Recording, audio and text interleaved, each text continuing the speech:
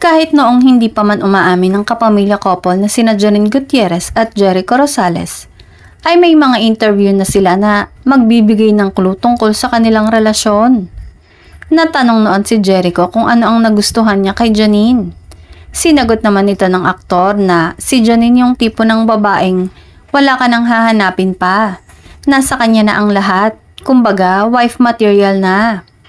Nung si Janine naman ang na-interview sa magkabilang event at natanong kung kumusta naman si Echo as a partner. Nabanggit ni Janine na sobrang mapagmahal ang aktor at super maalaga.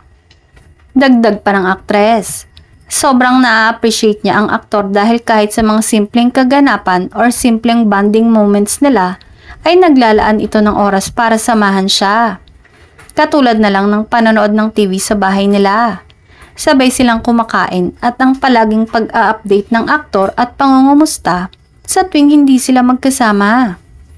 Kitang-kita talaga sa mga mata ng aktor na in love na siya kay Janine at tulad nga ng sinabi niya, wala na siyang mahihiling pa.